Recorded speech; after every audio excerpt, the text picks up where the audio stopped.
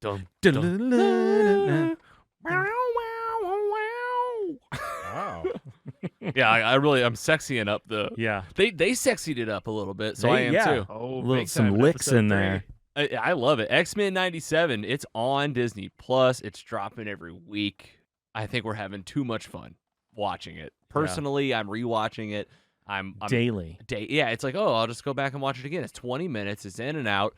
And X-Men 97. It's fresh. It's sharp. Episode 3 of Season 1. We are here talking about it before we talk about Episode 4 and after we talk about Episode 2. That's how numbers work. Yeah, that's how episodes work. And we got the recaps here. I want to get right into the story. The cliffhanger. Spoiler alert for Episode 3, X-Men. Someone give me that title of the episode. Fire Made Flesh. Fire Made Flesh. What was the cliffhanger of Episode 2? There's a Jean Grey clone.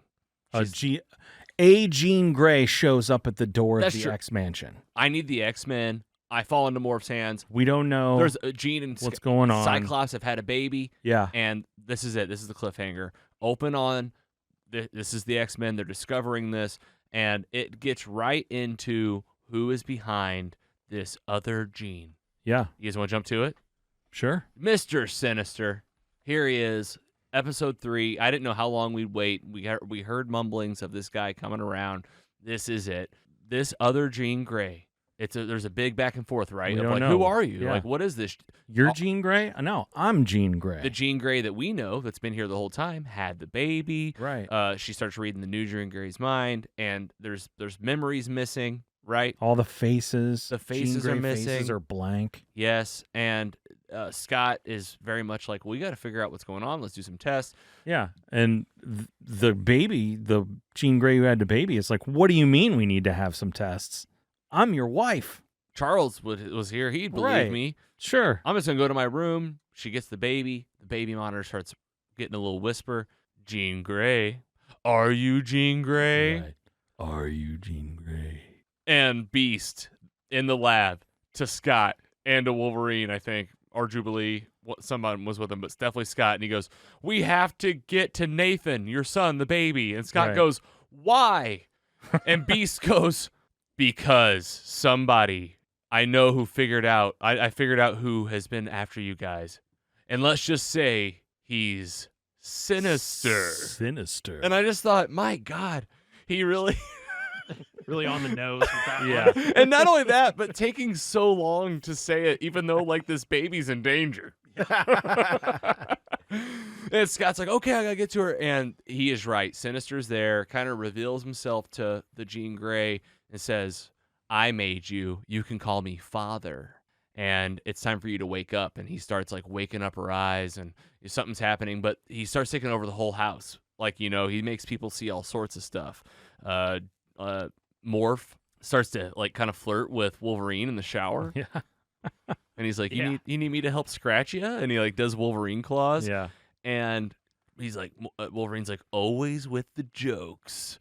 And Bub. it's Bub. And then it's Sinister. And he's like, and Morph's like, no, not again. Yeah. Oh, yeah. He's traumatized for sure. These are callbacks to the original, right? Like, he was kidnapped by him. He got brainwashed. Sinister saved him after everyone thought he died in the first or second episode, and basically he was Sinister's bitch. And he made him for seasons, for a long time. Yeah. And Morph was just always showing up being so creepy with that creepy smile, and it was always Sinister. And the bags under his eyes. And dude, let's just talk about the show being upgraded. Sinister looks so fresh, like, just looks awesome. The trippy stuff in the house that he does, he, like, makes a couple of the toys come to life. And it looks like very, like, big eyeballs. Very, like, the artwork was just really good. Yeah. We've got Jubilee and Roberto sitting on the couch watching a movie, and the character starts crawling out of the screen and shape-shifting. Coming right at him. Yeah. These two, like, they can't catch a break. You know, they'll end up having a real excitement in episode 4. Yeah, just a little teaser. 18. Gambit sees his worst Scott. nightmare. Do what? Gambit sees his worst nightmare. Yeah. Oh, my God. Rogue and Magneto. Like, their flesh just melting together. This is Yeah. where it gets, like, kind of adult, right? Like, it's like they're kind of naked, and, like, their skin's, They like, start melting. like melding together. Yes. Like it's a real moment. He's like, oh, Shantae. Yeah. Something. Oh, Cher. a very sexualized episode because then you have the transformation of Jean Grey into the Goblin Queen. Ooh, And- I mean, yeah, the big reveal. Yeah. Here it is. Take over her eyes. I am the Goblin Queen. New hair. Hey Nathan, it was my like, baby, you're coming. lingerie. I'm your mom. I got the black suit on. Here we go. It was like one of those anime schoolgirl transformations into like the superhero girl where it's like the clothes are changing. We're Yeah. very sexualizing the way we're moving and It was showing great. this happening. I was on a plane. I'm like, oh my gosh. You were on a plane You were on a plane watching this. Oh, I yeah. downloaded it. Yeah, I Dude, downloaded it. All right, before so I left Madelyne Thursday Pryor, night. Madelyne Pryor reveal. I mean, Scott, what are you feeling during this big reveal? The power's coming in. Like, okay, I'm taking the baby. I'm gonna battle the X-Men. Here we go. I mean, I sent you guys a photo when I was at the comic book store the other day, like Tuesday. Like all of this stuff is ripped straight from Chris Claremont's run in the 80s and 90s. Like this was pretty accurate.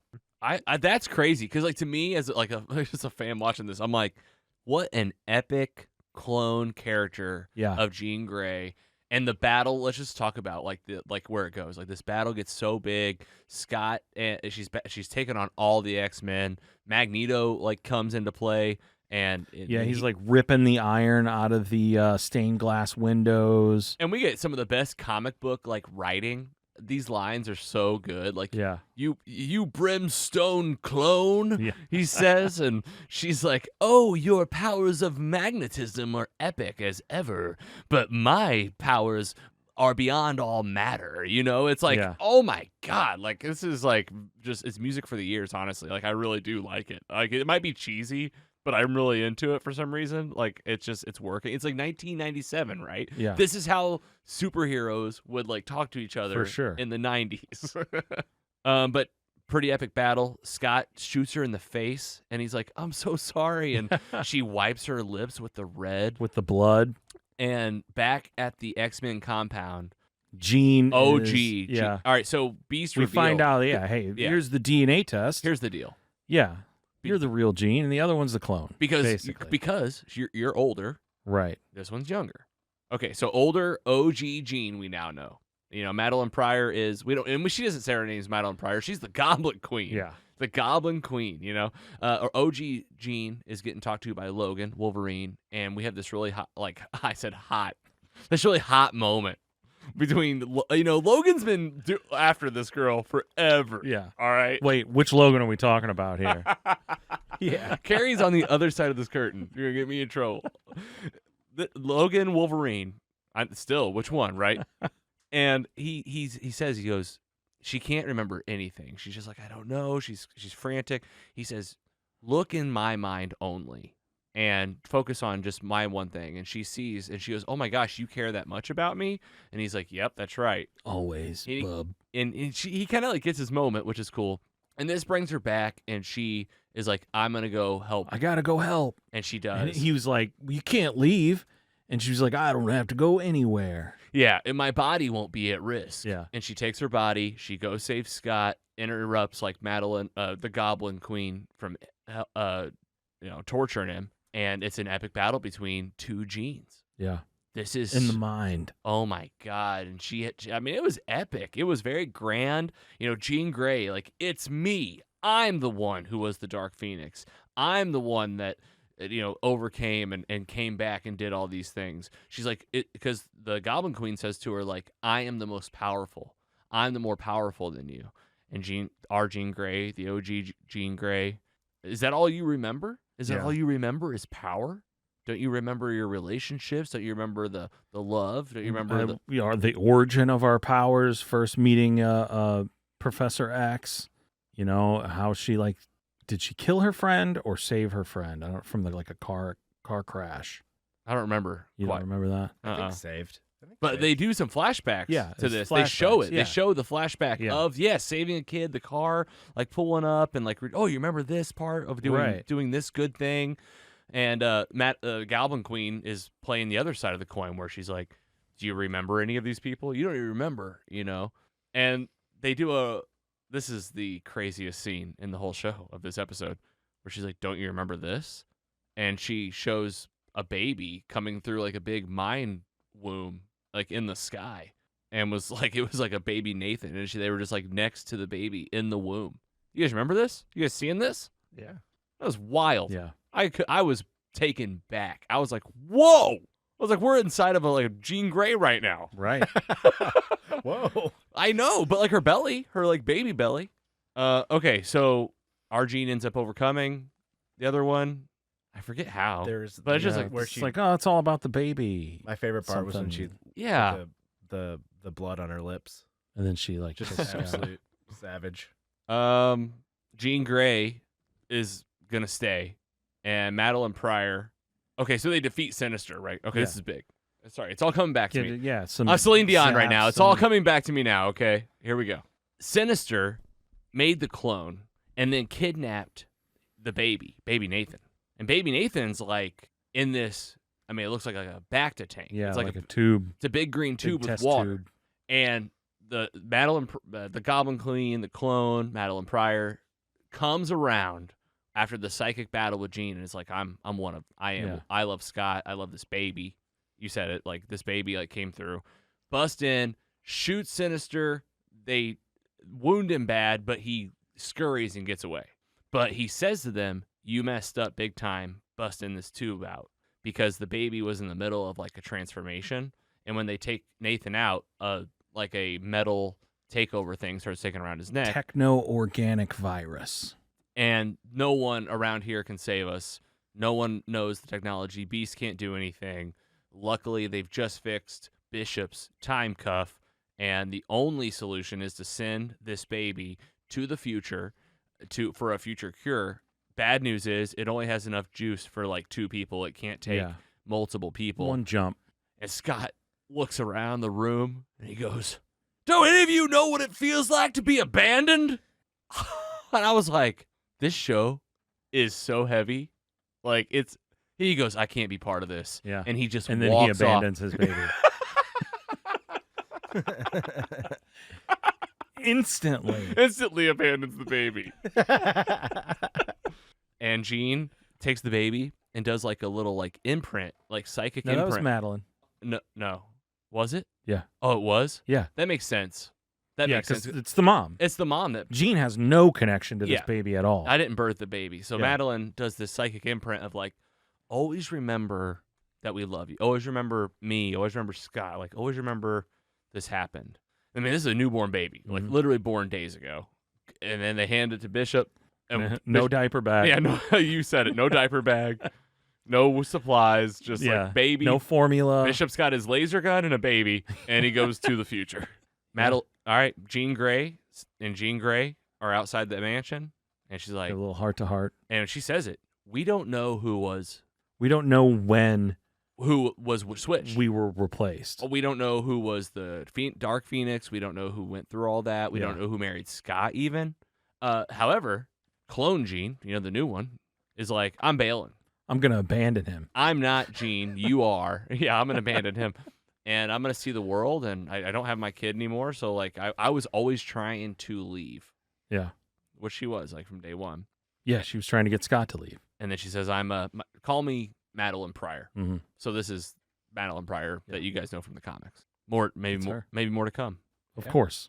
And of course more to come. And we get this amazing, just like adult real scene. Like Jean comes back in the bedroom and Scott's in there.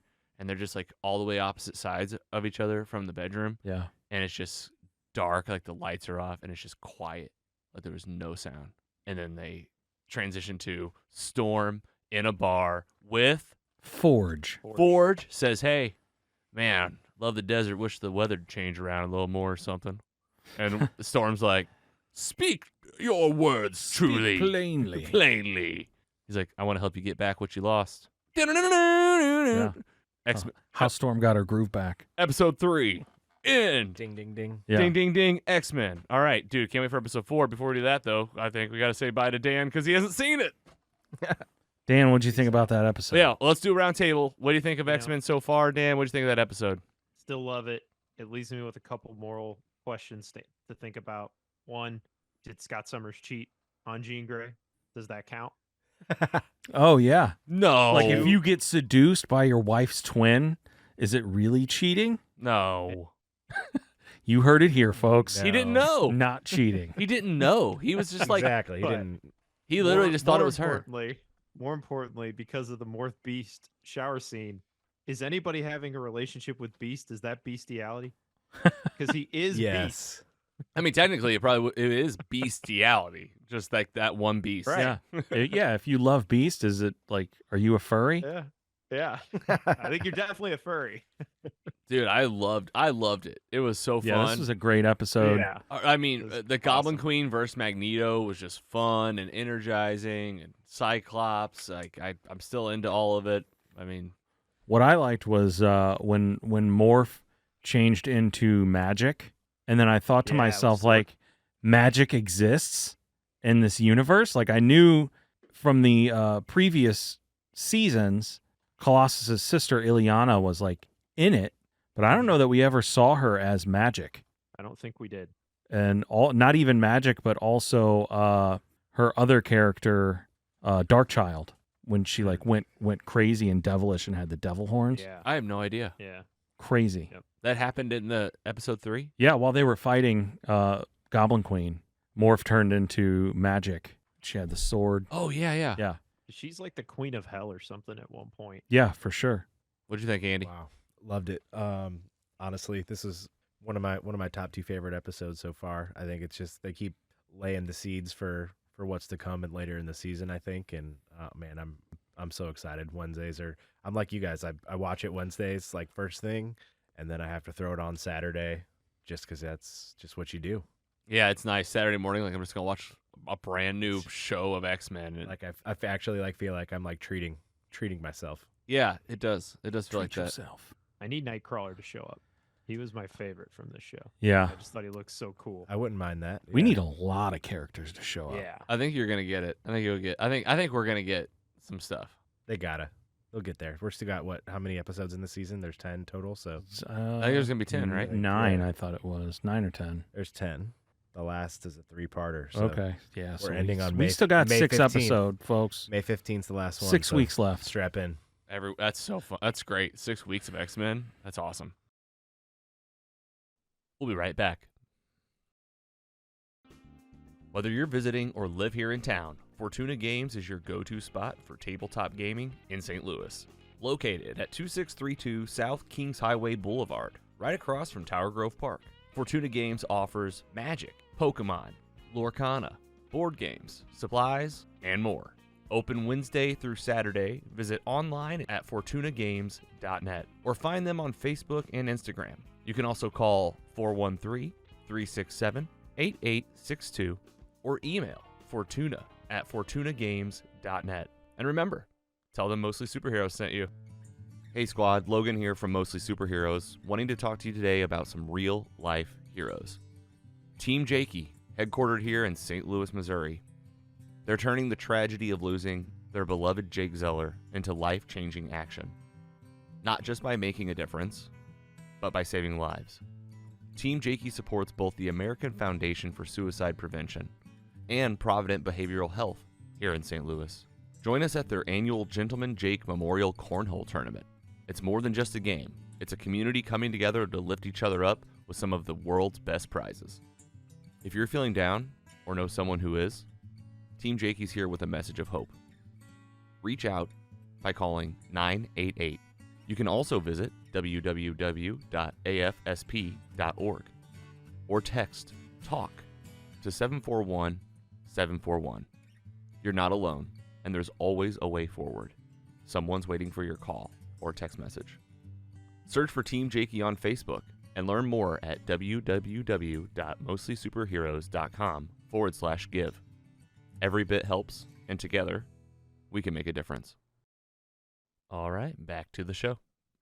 Okay, X-Men 97. We just covered episode 3. Jean Grey, the clone, faced her own identity. Storm lost her powers in episode 2. Met Forge. Big cliffhanger. We're here on episode 4, Motendo / Lifedeath, part 1. This was a really interesting episode. They had 2 big stories Yeah. in this 2 one. parts, basically. Really liked how they did it. Let's just talk about the first part. The X-Men are at the house. They're hanging out.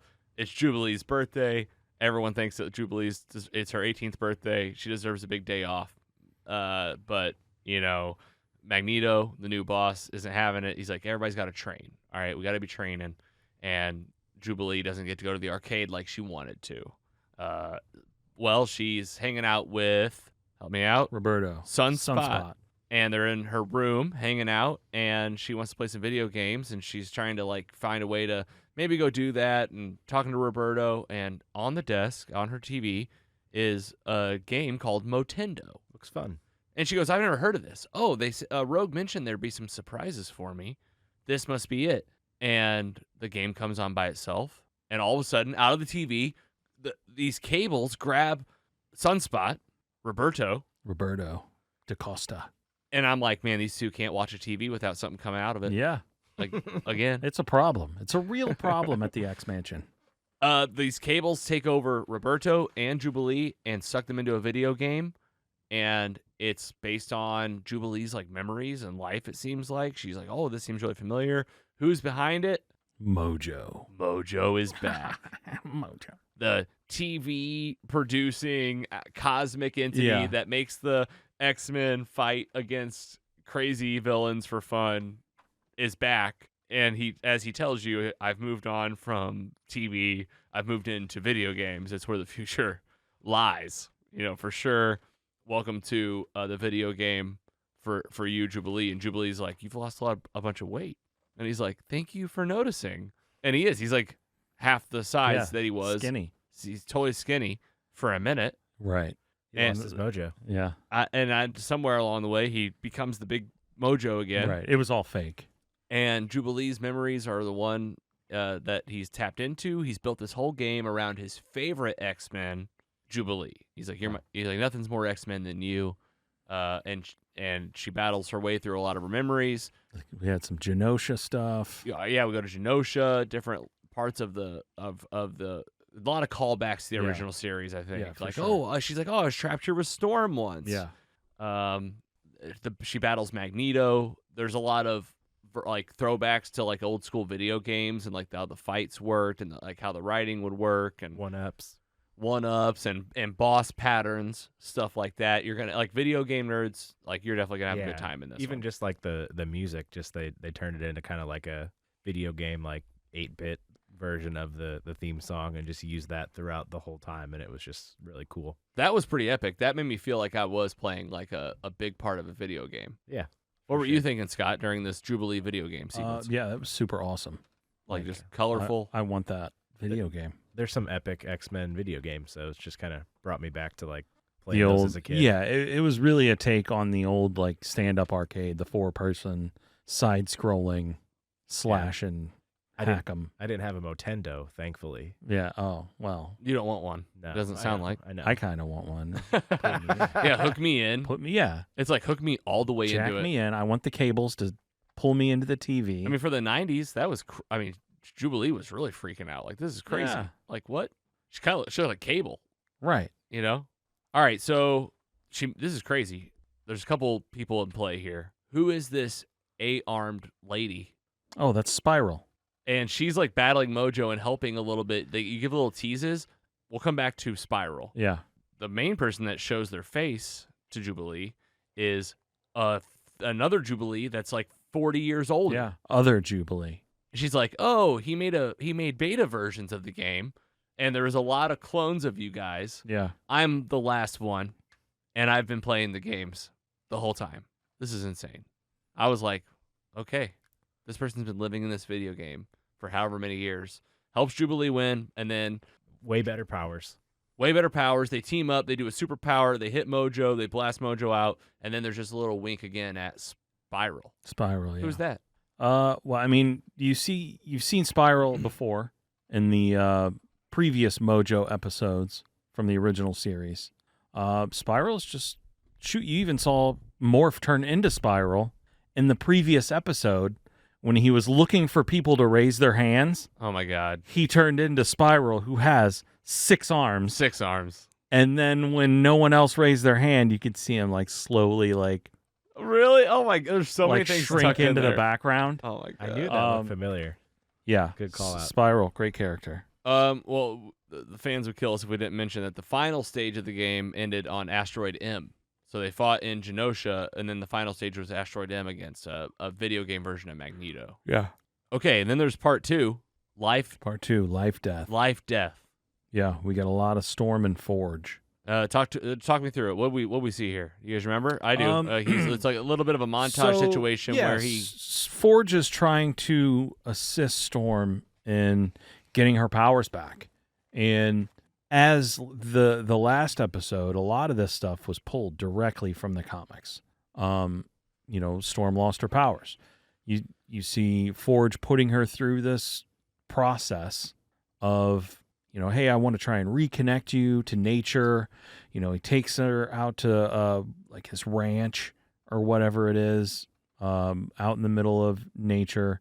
Like, we'll hit you with these beams and, try to call the wind. Yeah, he does it to her, and he's like, give it a go. Yeah, try and do it. Feel the wind, call the breeze. And it's like emotional too, right? Like Yeah. she tries, and then she's like kind of like failing, It's and not happening. then she like really like she gets that she has that powerful voice, and she's like, Wind, give me the power, Yeah. heed my call, breeze. And then it's like, all right, this ain't gonna work. Let's ride horses as hard as we can, yeah, we're not even going to look where we're going. and almost ride off a cliff. Yeah, And then we're they going full speed. got like an owl flying around. She's like, I keep seeing this owl flying around. He's like, yep. And he's like, well, I was old friends with Charles Xavier. Look at my pictures on the wall. Who are on the Yeah. pictures?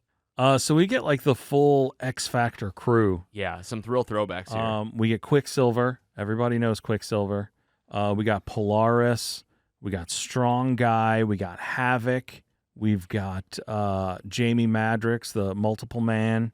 We get Wolfsbane, Rain Sinclair. Yeah, I think that was it. And Forge was there with like Forge this was original there. crew. You get This like the is picture like of his, him and his team. he's got the ponytail. We and- saw this team in action in the original series. Yep. And if you remember, Storm was not in that episode. And that's why Storm does not know who Forge is. Yeah, it seems like she should have like picked up the phone and been like, "Hey, what happened?" Hey, do you guys know this Forge guy? Yeah, he's trying to get my powers back. Right. Thanks, Beast. Yeah, Beast was like, "I don't know." I just abandoned her. Beast was like, "There's no way. There's no way." All right, so Stars and garters. this episode takes a crazy turn. Like you start to think, like they almost like cliffhanger you a lot, and you think that you're getting cliffhangered. Yeah. But it's like a montage kind of. It's like ride the horses, do the work, try the stuff, try my powers, over and over and over. Yeah. Nothing works. Giant demon owl comes out of nowhere. I mean, yeah, just jump right to it. Like she's like, that's it. I'm going to bed, and like she's like going. She like heads up to go to bed, and she's riding the horse again all of a sudden, and then like a bird like she falls into the bird and off a cliff, and now she's back at the house. She falls through the ceiling. Forge is like, what happened, Storm? And what's her name? Aurora. And he's like, I don't know. And like in through the door of the house is a giant, the most giant, scary, the most terrifying, honestly, Yeah. owl. Disgusting. Demon owl. All right, and it bites Forge and like poisons him. Yeah, like it infects him like immediately. And then it just puts Storm in like holds her like this. Yeah. And is like, Storm's like, I can't get out. Yeah. And it's like, I forget what it says. It says something. Yeah. I think he calls himself the adversary. He's like, oh, and he goes, I love eating up sadness and Yeah. and like tragedy. So like you're a feast and I'm gonna eat. And that was the end. Yeah, that was it. What are we watching? Yeah. This is the X-Men show? Who was that? Okay, so I've got one of two theories here. It's either the Shadow King or this is just her psyche trying to deal with the loss of her powers. And this might be her powers. Like, if she can beat this, then she gets control. She'll get her powers back. and get her powers It back. might be just that, and then It it's like, might fine. just be a psychological battle. Like, this might not even be something that really took place. What? This Okay. could be like some sort of dreamscape fight. What do you think's gonna happen with Storm? Is she? I mean, do you know what's gonna happen? Is I she? know, yeah, she gets her powers back. Okay, so she's. Yeah, I know. It's like all right, so without knowing, I feel like she gets her powers back and some. Like I feel like she's gonna be like stronger than ever For like, sure. It's gonna be like I don't know for sure that she may be an Omega level mutant, which is like which they've already like clarified. They already like yeah. They said that in the first episode, I think. She's top class. so I feel like she comes back with her powers again, and it's gonna be like a different, like even a version of Storm that's higher power. I feel like that's where it's headed. Bring it on. All right, what did you sounds think? What did you think of that episode? Yeah, it felt comparatively kind of like a filler episode, sort of. Like I really was just really huge on like the throwback video game part of it, and like they're kind of advancing these two storylines, but we all want to get back to I think the Scott, the Cable, and the Jean Grey situation and see what's going on here. But honestly, it was still awesome. Like this, it was just like the nostalgia throwback was like overwhelming almost, because like we're already talking about, you get the theme song and then you got video games. It's like, damn, I am a child right now. Living in a 36-year-old man's body. Yeah, and they mentioned Jean and Scott are at the UN. Yeah. Genosha's like being playing real politics, like we're, because all that stuff with Magneto happened as well. He got pardoned. Yeah. And Genosha gets to be a country. It's like we're still fighting for mutant rights here. Let's not get distracted. And it's happening. I gotta get me one of those mugs that they're drinking out of in the show. Yeah, they're coffee mugs. They've been in like multiple episodes. Oh, and they're marketing. Like I'm like they're selling these mugs. What is it? Just like an it's X-Men a blue mug? mug with the X-Men logo, Okay. the round X, and it's like red, and it's just like with the red and the yellow. It's like it's got to be available somewhere. Someone's check Etsy right now. Etsy. Check Etsy. Someone has made these mugs. They're out there. Oh, for sure. All right, so we'll get more of that. What else have been tugged on? We're like more villains. Like we haven't gotten hardly any of the X-Men villains. I mean, I think everybody's looking for a payoff to the Morph Wolverine shower scene. Hey, buddy. Yeah, you want me to scratch your back again? In the places you can't reach, or something like that. And then there's the Rogue Magneto Gambit love triangle. Oh my God! Yeah. More sexy grandpa. Silver Fox. What are we missing though? Like as an X-Men fan, or like are you like all right? Where's the Wolverine? We've got to get like a Logan centric episode here soon. Probably like a Logan episode happening at some point. And then you would imagine by the end of this season, Cable steps through the gateway with Bishop. Maybe even like a part 1 of the last series or something. Like they usually do the part 1, part 2, 3 in the end is going to be epic. Because I don't know that anyone ever addressed in the original series who Cable is. Yeah, that's what I was trying to remember. I don't think they did. He was just he was just a future man, and he would tell his story, but it was always from the mindset of like I've been here forever. Right. And he talked to like the computer in his head when he showed up the first time, and they were like, "This is Scott Summers and Jean Grey," and he was like, "Yeah, I know who they are." Yeah, but I don't think they ever went any deeper than that. Cable has a son. Right? I mean, from the original series. I don't remember that. Oh yeah, he's like I forget which season, but he's got a kid. I know in the comic books he has. Does that mean we're gonna have 2 sexy grandpas? He has Cable's like kid. A daughter, but not really a daughter. Oh, you mean Cable being the sexy grandpa? No, Scott. That would mean Scott Summers is a grandpa. Oh, he'd be a young sexy grandpa. Oh, Scott Summers? Are you kidding me? Yeah, I think we're waiting for a lot of stuff here. My question is, when they get to season 2, do they change it to X-Men '98? I think you just keep it going. Yeah. Yeah, it is kind of like a weird title to have the year mark, but it's kind of cool. Right, Like, it's kind of cool though if it like keeps counting. We know what it means, but in 5 years, is it still going to be X-Men '97? It's like 2. Right. X-Men 02. It's like the X-Men are now having to deal with 9/11. They're going through their emo phase. They're like Y2K. It's for mutants that's a whole season. Like that season, the computers are going to shut down. Charles. X-Men '99. Yeah, I mean, all right. So that's something, right? Charles will be back. Oh, 100% Charles is coming back. You think it's like these people don't die? They don't care about that in this. It's an animated show. Yeah, I think he's been off in space with Lalandra. Yeah, or something. They called her at the end of season 5. Yeah. I feel like this finale will be so big. I feel like we're gonna get some. Yeah, I mean, I'm WandaVisioning. three-part episode. This is how it gets when these things are good. In the heat of the moment, you think that everything's gonna happen, but I just do have a feeling that we're gonna get some epic crossovers, and that they're like, just watch. Something 100% unexpected is gonna happen. And it is gonna be kind of cool, like to see like if there is a Spider-Man in this show. Like we're gonna get something weird. I think like Star-Lord's gonna show up. Yeah, exactly. Oh man, You know, like something that you never even think of. see, but we're getting crazy. Like I don't know.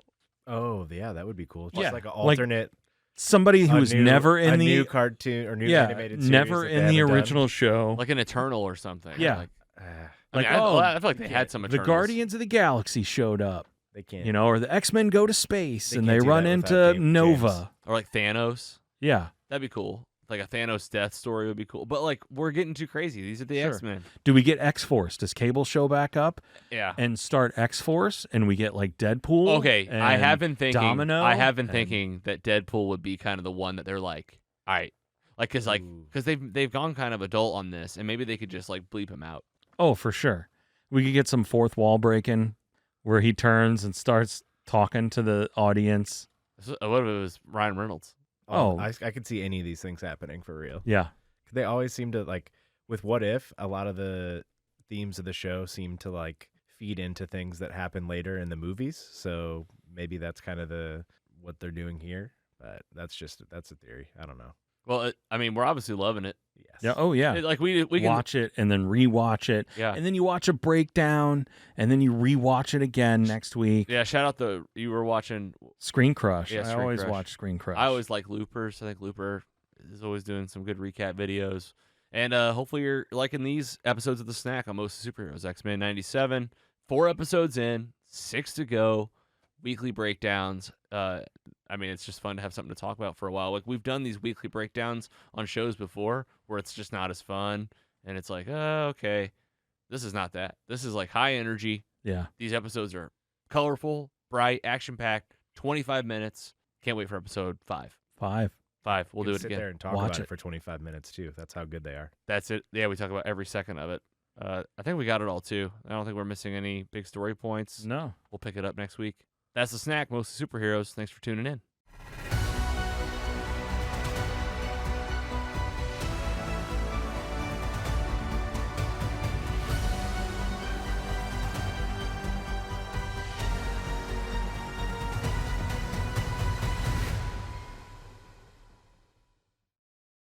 Mostly Superheroes is proud to be funded in part by our sponsors. Mostly Superheroes is funded in part by paying patrons who receive early, ad-free, and exclusive episodes. Subscribe at mostlysuperheroes.com/support. Thank you for supporting your favorite independent podcast.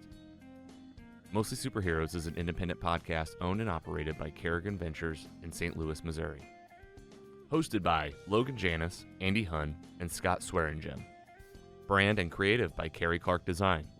Music by Audionautics. Learn more at audionautics.com. Find more at mostlysuperheroes.com.